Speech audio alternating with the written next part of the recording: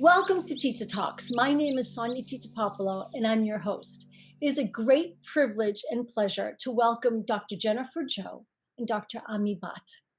Dr. Jennifer Joe is a Harvard-affiliated Massachusetts General Hospital and Brigham and Women's Hospital nephrology graduate, a practicing physician in emergency medicine at the VA hospital, CEO of Vanguard Health, CEO and founder of Medstro.com, and editor-in-chief and founder of MedTechBoston.com, and host of MedTech Insights, a weekly interactive talk show with Dr. Ami Bhatt.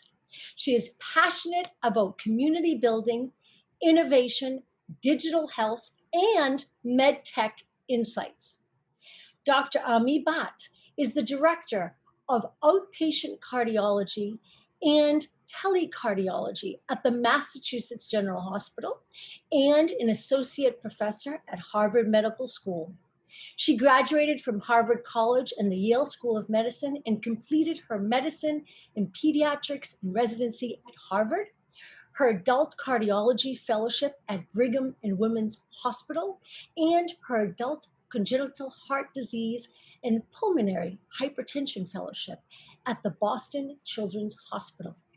Dr. Bhatt serves as a medical advisor for digital and telehealth companies, and her interest in digital health strategies stems from her belief that state-of-the-art, personalized care can be delivered to individuals in the community, empowering patients and creating stronger clinician-patient partnerships for sustainable health outcomes. Dr. Ami Bhatt is a member of the Center for Physician Wellbeing at Mass General Hospital and is a strong advocate of how digital health can improve the patient and clinician experience. And today, we are talking about the healing power of well-being, a self-care tool for you. Welcome to Tita Talks, Jennifer and Ami. We're so delighted to be here and honored to be having this discussion, such an important topic. Thank you so much for having us. This is going to be a great discussion. Thank you for joining. Tell us about MedTech Insights, your weekly interactive talk show. Why and when did you start your interactive show? What inspired you? It can be viewed, I understand, Tuesday, 12 p.m. on LinkedIn, 12 p.m. EDT time, LinkedIn, right? That is correct, Tita. Yes, every Tuesday at 12 noon Boston time or Eastern time, you can view us, MedTech Insights, on Facebook, LinkedIn, and YouTube. You can find it at Vanguard.health. Ami and I had been talking for a while. Ami is a fantastic leader in MedTech. She really built up the telecardiology program at Mass General. We've been talking for a little bit. Is that right, Ami? Mm-hmm. And then COVID hit, and we were getting brunch one day, and we said we got to do something. You know, it's interesting. Both Dr. Joe and I, over time, have really enjoyed watching digital health change. It's kind of come into its own over the past 5, maybe 10 years. And the people we talk to range from entrepreneurs to investors, venture capitalists, private equity, and clinicians. And it's been a really great ride in learning how to interact with different people, where people's value is, how to connect them with one another. And then COVID happened, and Jen and I, who are both connectors, were like, wait, how do we connect if we can't leave our house? And, so what do you do now? And I think that's what happened, Jen, right? At that brunch was we kind of recognized, there's got to be a way to do it. And we were doing everything else based on video. So why not try this? And along the lines of wellness, being connected to people makes me really happy. And I was missing that most certainly. So I think that was, from a wellness perspective, really important for just my life. And tell us about your startups, Medstro.com and MedTechBoston.com. Is that part of the MedTech Insights or? Yeah, definitely. So my background is as a physician. I did my internal medicine training at Georgetown, my nephrology training at Mass General and Brigham. And I was always passionate about connecting people and also giving them an emotional and somewhat spiritual foundation for who they are, also professionally. So I started Medstro.com, which is a social network for physicians. It runs a number of interactive social networks. New England Journal of Medicine, Resident 360 runs on it, the American Medical Association Physician Innovation Network. It was really interesting that I got to play at that time, because it was 2013, with the internet and digital and bringing doctors together digitally, which it's still relatively a new concept. 2013, it was radically new. And that's what Medstro was. And then MedTech Boston was my passion for digital health, which is what brought Ami and I together, which is 10 years ago, digital, we talked about it. It really wasn't a thing. COVID really brought it to the forefront. Telemedicine really came to the forefront, remote patient monitoring, the ability to treat an app or a platform as potentially a pharmaceutical tool that can really move the needle was really important for me. So MedTech Boston was a media platform that I put up in 2013 at the same time to really bring the community together, talk about it from a very science clinician-driven standpoint. Those were exciting. I started those. So CEO of Medstro, editor-in-chief and founder of MedTech Boston. And then I had a great ride with it, met wonderful people, and sold them in 2018, and then left those company in 2019. So this is my new, what is going to happen next? Where are we going next? And I'm just super delighted to be doing it with amazing people, which is Ami, and MedTech Insights is our kind of next manifestation of what is digital and what does digital mean to medicine. How incredible. And what, for both of you, what inspires you most about community building, digital health, and medtech? Yeah, so from my perspective, I'm an active clinician and I still see patients every day. And it's amazing because when you see your patients, they experience the rest of the world outside of medicine in a very different way than they experience medicine, right? They are able to online shop, they're able to connect with, whatever it might be, banking or other things, all the other industries that they work with in their daily life, oftentimes including their jobs. It's just a much more user-friendly world out there. And I love the relationship. If you could have it's in the wrong corner of my room. I have a painting. It's a Norman Rockwell painting. And these concepts, Norman Rockwell always had this like laying on of hands, the relationship by being close to one another. And I have to say that it was 2013 when I first started my telemedicine practice, long before COVID. And I was worried that I would be less connected with my patients. And in fact, I was more connected because my patients recognized that I respected them enough to say, hey, today's not an exam day. We have a lot of imaging. I already know what the inside of your heart looks like. Today's a talk day. You stay home. You can have your family even be there with you. So you don't have to try and remember what I said and explain it again. You save time, you save money. You don't have to find babysitting. And I can talk to you from here. And it really strengthened my relationship with my patients. And so really for me, the connectedness is just looking at what my patients experience in life and recognizing I can do better. And I think that's what brought me to digital health. And then once you meet someone like Dr. Joe, I mean, there's no going back. You heard every time she tells people the story of why we started this, I'm like, yes, that's right. That's why we started this. So it's hard to not be inspired by her. And we were talking about it and you're just like, we got to do it. I'm like, is she serious? Are we really just going to start a talk show? Yep. And then we did it. Oh, you're both so wonderful. You're wonderful. So, and what about you, Dr. Joe, Jennifer? What about you? The community building, the digital health, the medtech. What inspires you most? Yeah, definitely. What inspires me most? I grew up in Mississippi. My parents grew up very poor. My grandparents are immigrants, and I grew up in a very small town. So 10,000 people, one grocery store, one stoplight, and the concept of what a community is, or what we're doing on this earth. I know this sounds a little spiritual now, but what we're doing on this earth and who we are and what makes us happy was always at the forefront for me. And then Mississippi, there was always a lot of concern around access to healthcare, social justice, and access to healthcare for people of color. That was just, for many different reasons. And me growing up, so 18 continuous years in Mississippi, it was just really there. Poverty was an everyday part of my life, seeing poverty, seeing, we called them patients, but just people in our community in poverty, and thinking about what makes us happy, how do I connect with them, and then how do we come up together in this world. I know this sounds very spiritual. But because of that, I worked for the Jackson Free Clinic and I really grew it. And I did a lot of outreach. But as I kind of moved into New England in a much more of an academic setting, going to Mass General and Brigham and Women's, you're a little bit further from that. But everything I do and every day, I just think about,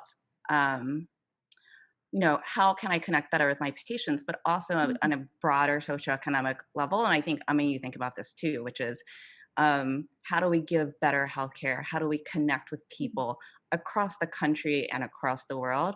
And that inherently makes me happy and is very important. I would say it's more important than, making a lot of money, because I think that social connectedness is really spiritually fulfilling and what I wake up to do every day. I know that sounds really like a lot. Oh, no.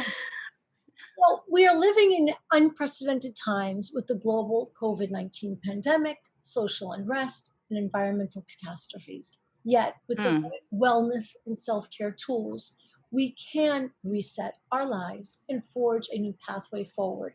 What would you say are the most exciting digital health tools available for people today? What is your favorite digital health tool or mobile application to improve well-being? And how can these tools help people to better understand the importance of wellness and self-care? Yeah, so I'll take that first. I think about wellness and digital health in two ways. One is your own just general well-being, right? What are the things that you love to do, that you engage in, maybe that were taken away from you by COVID and aren't really being given back, or that you realize you were trying to engage in a way that was harder than you could. And so that actually doesn't have to be a digital health tool that's meant specifically for wellness. That can be, I like counting my steps and competing with my brother, or, I like doing, dance games. And, that's something that I enjoy. And the gaming makes me do exercise, but at the same time. So I think the things you love to do, even things like GarageBand, right, could technically be a wellness app for you. So I think there's so much out there that if you just find something that's your passion, there's a digital way to connect that may help you connect with it more readily than going and finding a dance class and being there on time and getting the right clothes and feeling awkward in front of other girls. Not saying that happened to anyone in this room, but I think that's one thing.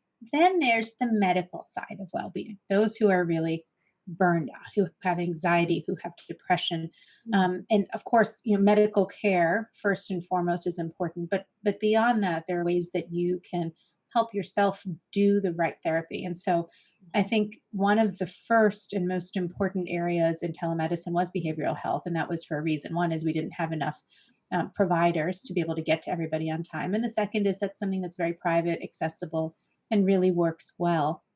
And now some of the apps are oddly enough, algorithmic. If you say, I'm feeling this, I'm feeling that, here's how many steps I took today, and it measures, here's how much I slept today. There are apps that can pull together all that information and say, hey, you didn't call your best friend 4 times today. You've been sleeping 18 hours of the day. I think you might be depressed, and can interact with you in an automated fashion. Again, that doesn't replace a physician or a nurse or a relationship with a therapist. But I think some of those apps are going to be the most promising in helping people just recognize, what headspace am I in right now? And I think that's number one, is just taking a step back and saying, where am I in this moment? Is this today? Is this a trend? And I think those are the apps that are going to be really promising for people to start to do some self-introspection. And that's the first step to wellness, is to take a step back and say, hold on, where am I? Yeah, absolutely. I mean, you covered so much there. I just don't even know what to Sorry. say. Well, there's so many big things to discuss there. COVID, I think we haven't even the emotional anxiety, depression impact that we've had from COVID. I think we don't even understand the depth of this. It's going to go on for 2 to 5 years. I think everyone, has learned a lot from it. On the one hand, there's been a lot of grit and learning. Some people have taken away something more of a carpe diem approach. And a lot of people, I think, have learned a lot about themselves with it. In terms of where it goes, I don't totally know. In terms of with healthcare, yeah, I think access to behavioral health and emotional support and the attention that we've given to it, that's been huge. That's been important. It's going to be important for payers to allow that moving forward. I think that concept of getting emotional support kind of in the comfort of your own home, in the privacy, how you want to get it, also with a wider range of people to talk to who actually really resonate with you, I think is really important. And hopefully COVID and the chaos of COVID will allow that moving forward. In terms of just digital health tools that I think are interesting in addressing things, for me, again, it comes down to connecting with people. I think COVID has really, for me, it's not so interesting to chat with an app that I feel like is not it's not a person.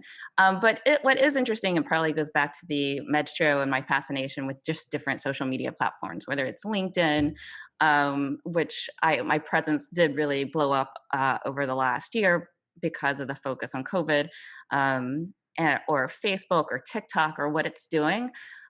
What I've always just been fascinated with is the ability for digital platforms to bring together people who inspire you. So whether that's a rare disease platform or patients like me before they were brought up, but the concept that previously, and I think this goes back to my childhood in Mississippi and feeling very isolated, but that you could find someone who was like you and could reflect and could identify and then knew your own problems. I think we see that when we bring heart failure patients together or diabetic patients together. If you can talk to someone else who has your same situation, which social media is really social media has good and bad, but that digital connectivity, social media, that's really powerful. I think COVID has allowed more international collaboration and international scientists. And I think we've seen that actually with some of the scientific breakthroughs that we've had. So that really inspires me. In terms of digital health tools, I am super fascinated. Might be slightly off. I think it's good to meditate. I personally haven't found a way to meditate with a digital health tool, but I adore these new precision medicine nutrition or precision medicine, measure your gut biome, which is take your stool, see what's coming out of it. Take your saliva, see what's going on. But we have come so far with measuring that, mapping it. We don't totally know what it maps to or what it means, but we have come so far into taking that, mapping it, and identifying trends and doing tweaks around it, where we have weight loss programs and decreased inflammation programs. When you call it decreased inflammation, that means chronic diseases can really be improved by decreasing inflammation. I am fascinated by those as our future. And I think it could have a lot of impact and wellness. And you heard me talk about this today, that my fascination with ketoneogenesis or ketogenesis is the concept of decreasing inflammation. And for me, that just makes me feel really even and happy. I think some of the data that we see in the scientific literature, that's probably overall the mechanism of how it works. And what is the best way to use this time as a reset? And can you walk us through and tell us, what does resetting the world with wellness look like to you? Oh, I love that question. I've been talking, you're going to go first, but I Oh, love right. that She question, loves right? the question, and she gives the right. It's a great question. It's a hard question. It's a hard question because I think resetting means something different to everybody, right? So in my concept of what resetting is, it's people all finding their balance again. And with finding balance, perhaps learning to find it more often. I think there was a lot of roller coastering going on the world over for, first world reasons, third world reasons. Everybody, there's a lot of roller coastering. Things are great, things are awful, things are great, things are awful. And that's not the way for the human race to survive. And so in my mind, it's if each individual figures out how to find that balance where, sure, there are going to be ups and downs, but it's just that amplitude has gone down. It's a little bit more stable. I think that makes us all more likely to be successful, whatever that is, and whatever we're trying to do, right? Whether it's just being a friend to someone, whether it's your job, whatever it might be. And it makes it easier to relate, because otherwise, if you're up here, they're down here, how often can you really connect with someone? But if you're all just a little bit more balanced, I think a lot easier to understand people who are like you and people who are not like you even.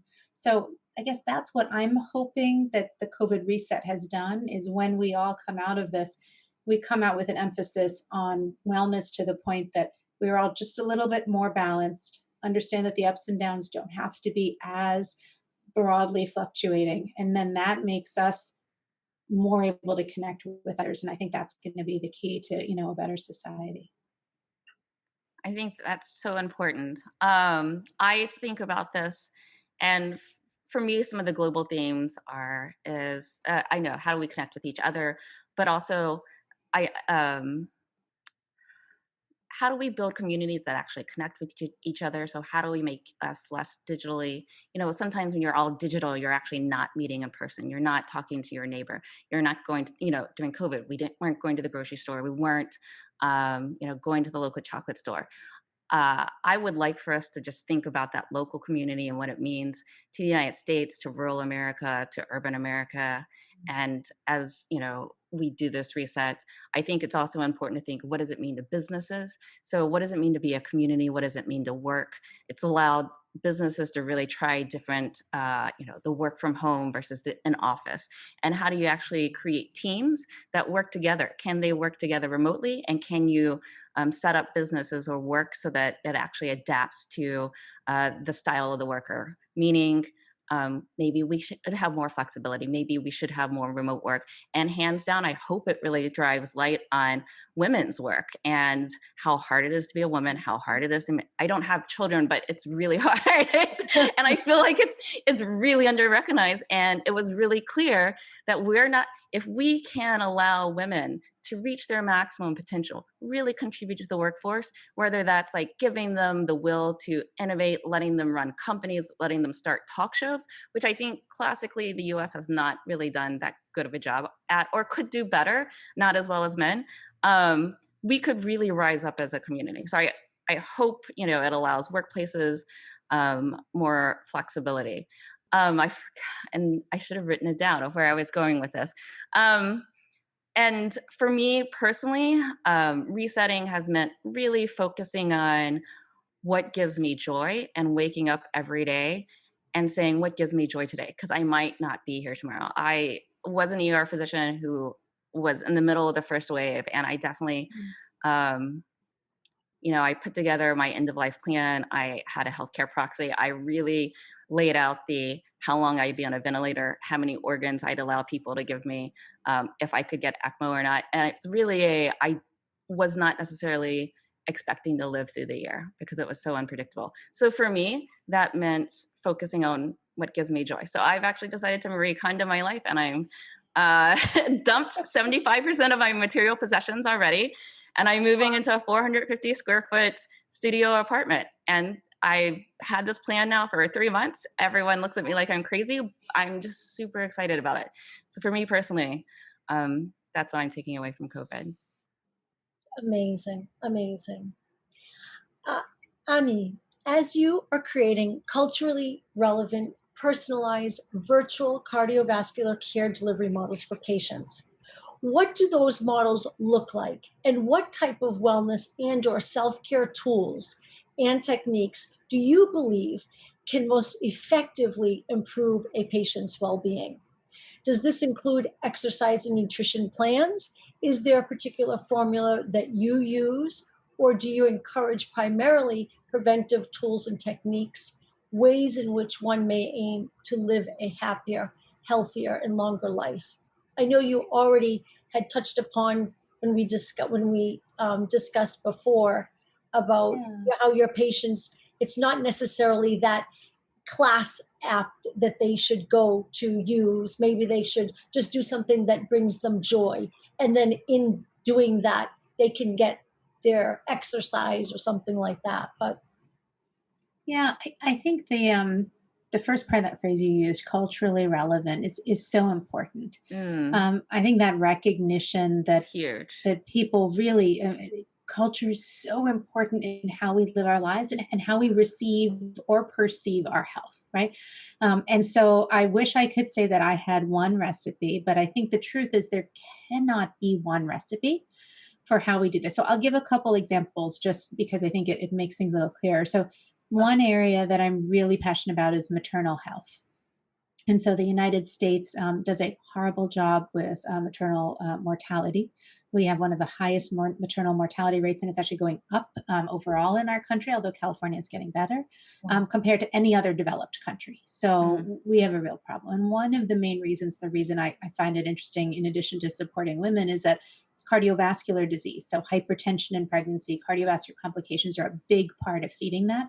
And we are so strong in cardiology in this country that the fact that pregnant moms, can't get that care is really a very correctable and embarrassing problem that we have. And so I work with a lot of different people who are working on this and doing excellent work and try to do my part. So I'll give you two examples. So one is we sometimes think when we think about virtual care that what we're doing, video is the best. And if you can't do video like this, well, then I guess you do phone. If you can't do phone, then maybe you do texting, right? And we have this hierarchy because we tend to create hierarchies, especially in the US. I don't know why. Everything has to fall in a hierarchy. And so it turns out that if you are trying to help moms follow their blood pressure in pregnancy, especially in the Black American population, which is where this research was done, texting was far more efficient than seeing people in person in the office. We were able to get those blood pressures checked and keep them under control better by texting back and forth because we made it convenient for those people, right? We made it something that fit into their daily life that they were doing anyway. And so that's not earth shattering. And yet we had never thought about that before. We kept saying, come to the office every single week, even though you're a pregnant mother, right? And that it doesn't make sense and it wasn't working and our numbers were going up. So I think those are the kind of things when you say, what is culturally relevant digital health or virtual health? I think that's important. I think another area where we work on this is I'm passionate about South Asian heart health. So it turns out that South Asians make up 25% of the world's population, or we're a quarter of the world's population. We make up 60% of the cardiovascular disease burden. So a completely huge percentage of cardiovascular disease happens in South Asians, and often at a young age, heart attacks in their 30s and 40s. And that is a different culturally relevant challenge because in addition to the genetics behind it, there is also a nutritional and exercise regimen that is necessary to be more healthy, which is not necessarily what every South Asian population engages in. Not to say that they're not exercisers in any, race or ethnicity, but by and large, that's something that we need to work on, correct, adjust the types of foods we're eating, what we put in our diet, the tendency towards diabetes and overweight in South Asians. And that requires a very different type of conversation. Who do you talk to? You talk to the people who are cooking. So the grandmas are key in improving the health of generations of South Asians because they are the ones who are cooking, right? So, and it's, again, every single population really needs that level of detail. And until we recognize that, this whole one size fits all, I really hope that with digital health, we never do that. And I think we've all come along far enough to recognize that with any new digital health app or digital health approach, we need to really know who are we working with and then be culturally relevant. So just some examples, but I think those are the kind of things that we're working on that are exciting. I think that's just so inspirational. I'm just going to underscore that being culturally relevant and tailoring it for the user is massive. And as we move forward and take this opportunity of the chaos, needs to be culturally relevant. Our philosophy is that true self-care relies on utilizing all four pillars of a healthy lifestyle. That's exercise, nutrition, rest, healing, and mindfulness meditation. And this is our formula for health, happiness, and longevity. When these four pillars are in alignment, we achieve harmony and equilibrium. What is your daily wellness routine? And what self-care tools do you use? You go first this time. Oh, really? So I was just talking. So I think that's huge. I think it's so important. I didn't necessarily have as many self-care tools as before. COVID was a real learning lesson.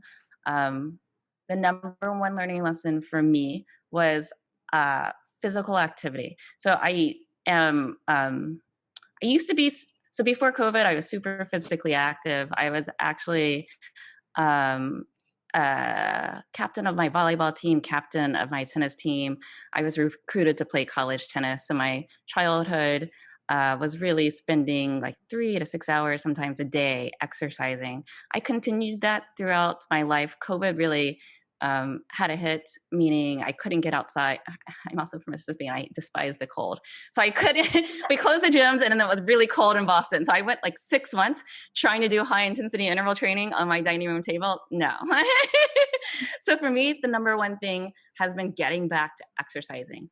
So running outside, hearing the sounds, hearing the birds. I don't plug in my headphones because I just want to hear the birds. I want to smell the trees. It doesn't have to be fast, but I get out, I run. And that for me is very meditative. I practice a type of running called chi running, which is very focused on your breathing, matching your breathing with kind of processing what you've thought about through the day, maybe letting your mind run free. And then I'll wind down with sitting on a bench and just watching people go around us because it's been really isolating being alone. So just exercising and then seeing people and letting my mind run free outside has been one of the best self-care pieces I could experience. And I really underestimated what COVID did to that. And so now I try to do it every day. Are you happy that I have a self-care tool now? I love that you have so much. I'm the exact opposite of the good Dr. Joe. So I will exercise in spurts and often do so to the point of hurting myself because I'm so enthusiastic about it. And then I stop for a period of time and then I have to figure out how to start again. So I've always been one of call that a those weekend warrior. people. Yeah, exactly. So we call it weekend warrior. The weekend warrior's coming in. That's right. So I think, the weekend warrior phase, which hasn't been consistent for me. My eating habits vary based on the fact that I'm just working in kids and running around, and I try to go through being more healthy, and I get all the right things to cook, and then I forget one item and then the thing doesn't come out right. And so then I go back to the old staples. So I actually find it very hard, and therefore I understand my patients really well because I understand the amount of planning and discipline it takes. So I've done things differently. I've forced some of these things into my life. So I have a puppy now. Oh, I love your puppy. My puppy Mocha. So he's the reason I exercise now. And I've come to accept that running is not my thing. My knee went when I was 41 and I was like, what is this? And it was because I started running at 40 thinking this was a good idea. So I walk, and I walk miles in order to really get those steps in. But I recognize the benefits of walking exist and are clearly there. So I'll get in my 10,000 steps with my puppy, and then I'll sit and I'll rub my puppy's belly. And that is my calm, meditative time when it's just, me and the puppy doing our things. And I'm reading again and again. A lot of this for me is about not anymore pushing myself, right? The weekend warrior was because if I'm going to exercise, I'm going to do it the best I can. If I'm going to do nutrition, I'm going to do the whole 30, which lasted 4 days for me. It's my whole 4. Everybody kind of makes fun of me for that. Like that was it. And if I'm going to, if I'm going to read a book or do something, I'm going to finish that whole book. And I finally let go. So I walk the puppy because it's fun to walk and I like the puppy. I pet the puppy and my mind just kind of goes blank because I'm happy. And I read a book and I read it as long as I find it interesting. And when I don't find it interesting anymore, there is no judgment. I put it down and I move on to the next book, or I pass it to a friend if they might like it. And I think that's been my approach to wellness, which is not as well defined as Dr. Joe's, but it's where I was and it's where I need to be. So that's kind of what I'm doing right now. That's wonderful. And what does the healing power of well-being, a self-care tool for you, mean to you? I know it's a combination of everything we're talking about, but if you were to say, maybe in a sentence. Yeah, so I think that's a difficult question because I think that well-being is such a healing power in and of itself. If you are happy and centered and you are in tune with yourself, and if you're in tune with, so this, as a doctor, if I work nights or if I run a crazy chaotic schedule, I can feel when I'm out of tune with myself. But being centered and being in tune with who you are and being happy has so many beneficial powers that you probably would never have to see a doctor, unless you got like hit by a car, in which case it would be nice to see a doctor. But it's so much more powerful than I think a lot of Western medicine, that I feel like it doesn't need to be said how important and powerful it is. Potentially it does because Western medicine hasn't recognized the power as much. I spent more time with Ami, and I would actually describe Ami as one of the most profound friendships I've had in like adult life. But part of that has really been learning the Indian culture and the reflection that the Indian culture has, the sense of spirituality, the sense of, I think, Ami, you described it as eternity, but like we are here. And if you are okay with just being and accepting that you're being, that's incredibly powerful. So I think well-being and what it means to you and finding it, it's important for you to find it. I'm not going to give you one answer, but it's so important that I feel like we shouldn't be talking about it. That itself is profound, what you're saying. There's a profoundness in what you're saying. There is always a profoundness in what Dr. Joe says, I will tell you. So first of all, that is one of the most meaningful sentences of this entire year for me, because I find my friendship and relationship with Dr. Joe to be just equally fulfilling. So what a nice thing to hear today. That is wellness, those moments, right? All of those moments, if we could just breathe in and replay those good moments. There was a tendency, and I still have it, it's not gone. And I think many women do, to be very honest, to replay the bad thing, even if it's a slightly bad thing, to replay that moment again and again. And it turns out that your neurons, your network in your brain, the more times you replay something negative, it really secures that. And then it informs how you think about yourself, how you see the world. And what we don't do is we don't replay those good moments. We don't take the moment to process it and just replay it again and again. And so this is not an answer to your wellness question. This is just a commentary, because I think what Jen said is right? Wellness is, that's it. That's if we could be that, healthcare wouldn't really be necessary at some point. That's what Eastern medicine believes. But, and I'm a believer in that. But in the meantime, until we get all that right, yes, we need the Western medicine. You are both an amazing and great inspiration to us. Who and what inspires you? Oh, that's a tricky question to ask a doctor. For me, finding inspiration is incredibly important. So if I feel like I'm stagnating, it's that will bring me down more than anything. For me, it's hard to wake up and just repeat something over and over. So I always look for inspiration. I've already called out that Ami's been one of the biggest inspirations for me. Like friendships, and I think that's incredible if you can find a friendship who challenges you, pushes you, allows you to explore different things, has good and bad, but like really just dramatically changes your life and how you see things. That's huge. So Ami is one of them. I've had a couple of friends, and that's what I seek out in life, which is friends who are doing good work, have a vision to their future, and have a sense of social justice and like this being a good thing for the community. If I can consistently find those people, hear their different perspectives, potentially be part of their journey, support them through it, that's inspirational for me. So I would agree on several fronts. So one is friendship is incredibly important, and friendship is all of the things that Jen said, right? It's accepting, it's challenging, it's opening new doors, it's reflecting on yourself and telling you when what you're doing seems a little crazy, right? And then you think that it's normal, and somebody else is like, no, that's not normal. So let's rethink why you think that, right? And so I think all of those okay, things. just because I say that a fair amount. I am forced to self-reflect quite a bit in this friendship. No, but I think so. So most certainly, Jennifer, I think, but these ideas of origin stories have been something that I've really thought of a lot, right? Which is when you get to know someone, the privilege of being a physician, and the reason that I love it is there is no other profession that I can think of, maybe clergy, right? Where you can, within 30 seconds of meeting someone, know their innermost concerns, thoughts, feelings, relationships.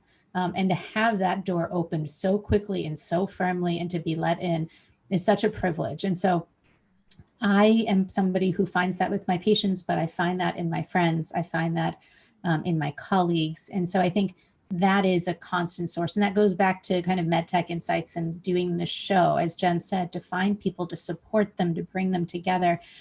That's really meaningful. And I'm inspired any time that I hear these stories or that I can help. If you did the traditional version of inspiration, my father is the most focused man you will ever meet, and it is amazing what that focus can do. He's also kind, generous, etc. But that focus, right? My mother can take care of anybody in this world. You just put someone in front of her and she will figure out how to take care of them. And so that may seem very gender role traditional. And yet I will say my mother is the stronger of the two in the couple. And we live in a, really like maternal household, not a paternal household. The entire family is that way. And my husband is like the definition, and Jennifer knows him, of social justice. Like he is a socially just human being. And so, I really think that the people you are closest to, you spend the most of your time with, which is, my family, my daughters, who most people will tell you your children just make you realize that you are nothing compared to what they could be. And it's just a great way to live life. But that's my nuclear family, along with Jennifer, right? That's who I spend every day with nowadays. And it's wonderful to be inspired that way. So I am going to underscore that I feel inspired by Ami's family too. And I hear the feedback that Ami's dad gives us to make our shows better. I'm like, he's got a good point. But I also am going to come back to MedTech Insights. And, we're doing it on our own. People ask, there's no business plan. It's not funded. It does cost money for us to do it. It costs our time. It costs expenses to pay for all of these services. And when you ask why we do it, being able to talk to brilliant people doing interesting work who are really inspirational. Like we don't typically just bring on products who are like, that's good and important. It's necessary to learn about products, but generally we're interested in the people and how they got there and what drives them and makes them passionate. And the fact that we can do that through MedTech Insights, learn about them, but also give them a platform, I think is just so compelling, which is why we do it every Tuesday at 12. And sometimes we get close to missing. Okay, so science-based evidence shows that the more self-care tools and techniques you have, and the more positive daily habits you embrace, then the more you not only learn about yourself and what works best for you in your life, but the better life you will live. It is about empowering yourself with the skills to live a happier and healthier and longer life, in a more harmonious life. I want to share an excerpt from my book, Sonia's Ring, 11 Ways to Heal Your Heart. Physical and spiritual well-being is necessary for life and growth. It is what helps to keep us alive, maintains and nourishes love, faith, hope, perseverance, compassion, and kindness. All of this is available for you. So reach out and grab what is yours. Jennifer and Ami, I understand that you are both passionate about innovation and hope to leverage the tools of social media and the internet to address social inequalities. Tell us more. Okay. So first of all, it's so hard, Tita, to follow what you just read from your excerpt. I mean, I think the passion with which you bring these practices, right? And, we were talking earlier about the Kripalu Center, and it's not just a feeling or a whim. I mean, this is something that you have made your career and your passion. And so I will just say that that excerpt is so perfect, and it's not something that somebody without experience could write and convey. So I'm a little dumbstruck right now because I just think that was so moving. So with that in mind, thinking about social injustice and correcting, I think the key for me is understanding where other people come from and listening and trying to listen with an open mind. And that is hard for everybody, not just people who are in the center, people who are on the left or right, people who are of different races or religions. It is hard to listen. And I think the good thing about social media is you can even take little bites of it at a time. It doesn't have to be, I'm going to engage in a full conversation with someone. It can be, let me just see what else is going on in the world and what the other viewpoints are. And so my hope is that we encourage people to bring those other viewpoints forward in what are either polite discussions or even not a discussion. Just seeing, glancing at a view of the world that I never really would have taken, and vice versa, right? Having them glance at my view of the world. And so I think that's just step one. It's not trying to bring the whole world together all of a sudden because of this. But I think it's really globalization. It's being able to see what different people experience, and even just having a glance to say, hey, that's a very different approach than what we see here. Jen? Yeah. So really inspired by what you said. And um, you, this book has so much to contribute, and I hope that people read it. And COVID's allowed me to reflect, and I have some friends who I think are reflecting in that same space. But back to social media and leveraging tools for social inequities, I would totally agree with Ami. It allows us to hear voices that we've never heard before. You can choose to interact in what ways you want. You do or do not, but it allows that connection to be possible where it wasn't before. And it also allows it to be heard. So, what is unusual about the digital world, and which is actually something that we used to measure on Metro, which is a social network platform, is that oftentimes women are not heard. They might say it, they're just not heard. They might say it 3 times, and I think women would actually, I will count how many times I say things, are not heard. But once you give them an even voice, meaning it's just a written sentence on Twitter or a written sentence on Facebook, the power, because now it's just a sentence stacked up with a sentence. Women are much more willing to contribute. You can't say you didn't hear them because it was written, and it's much more likely for them to be heard just by giving them that different medium.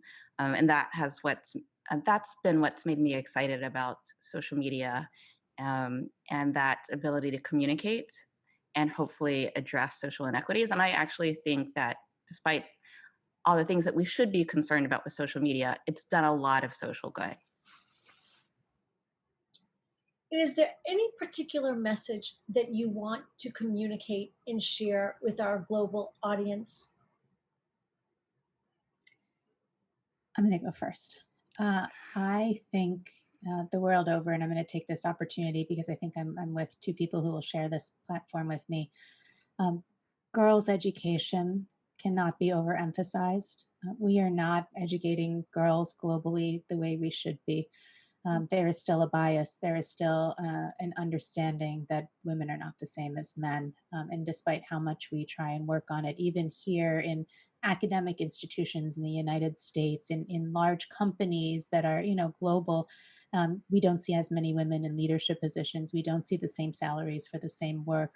But it starts much, much earlier. And I think, the minute a girl is born, we need to really, the world over, understand that girls' education is the first step in correcting everything that is to follow. So the more that you can do to think about that in your community, in your area, in your field, the more you can reach out to support nonprofits if that's something that you're interested in doing.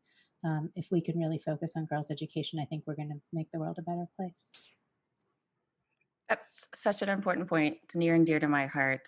As I said before, if we can utilize 50% of the population to their full extent, we're just going to grow. We're going to have massive innovation. We're going to feed more. We're going to be happier. We're going to have new businesses. The economy is going to just go crazy. So I would underscore what Ami said, that there's still a lot to be done. and there's different ways to do it. I personally mentor a lot of young women, but everyone has their own way to do it. And I encourage you to find your own way for girls' education and supporting women. Thank you, Dr. Ami Bhatt, and thank you, Dr. Jennifer Joe. Thank you for joining me on Tita Talks. Thank you for discussing the healing power of well-being, a self-care tool for you. And for more information, please you can go to www.wellnessworld.com, and you can watch MedTech Insights every Tuesday at noon Eastern Time, and on LinkedIn and on your website, right? Yes. Excellent. Thank you so much for joining me, ladies, on Tita Talks. Thank you for having us. This has been so delightful. Really honored to be here.